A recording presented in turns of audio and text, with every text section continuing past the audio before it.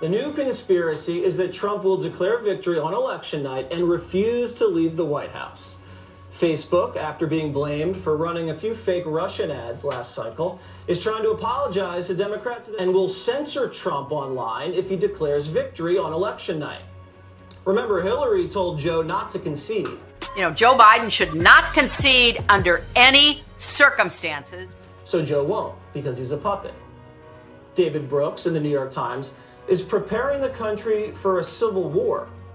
Trump says he won't let Democrats steal the election and declares himself reelected. Who's going to stop him?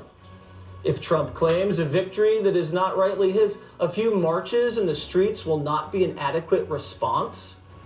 It's time to start thinking about what you would do. It's subtle, but it's incitement.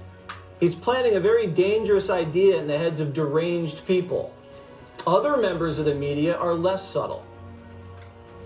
What I'm worried about is this country descending into a race war. Provoking division, stoking culture wars, stoking a race war. He is stoking a race war. Donald John Trump has instigated a race war in America.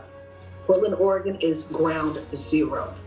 So in Portland, a white Antifa terrorist shoots a white Trump supporter. That's a race war? The truth doesn't matter.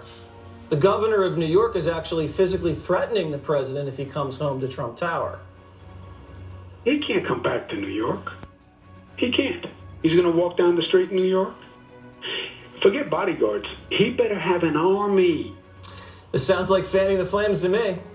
For the last 4 years, the left has threatened Trump and his supporters with violence, and they've delivered on their promise. They burned a church next to the White House, attacked supporters leaving the RNC last week, chased them out of restaurants. A Bernie bro actually shot a congressman, you remember that? But if you listen to the media, it's been the right that's been stoking the violence. But you know the truth. When was the last time an actor assassinated a president? They say the things he does. Of course I want to punch him in the face. Right. When they go low, we go high. No. When they go low, we kick. I have thought an awful lot about blowing up the White House. If you're in high school, I could take him behind the gym. Show me where it says that protests are supposed to be polite and peaceful. And you create a crowd. And you push back on them.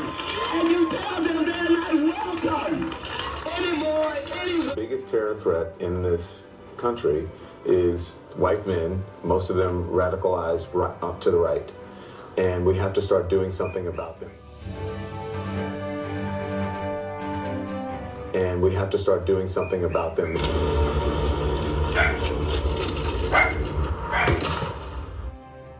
Is this part of the program to incite violence and blame the president for it? Calling him a white supremacist, Nazi, repeatedly for 4 years, that justifies the left-wing violence for them. It excuses it psychologically. 24 Democrat city councils have voted to defund the police. Joe Biden himself said he wanted to redirect funding.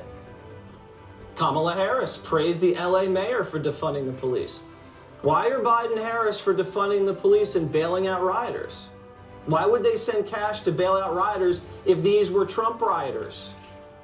If Biden cares so much about black lives, why didn't he say a word about 50 people getting shot in Chicago last weekend? It doesn't make sense because the good thing is the people who count, they aren't falling for it.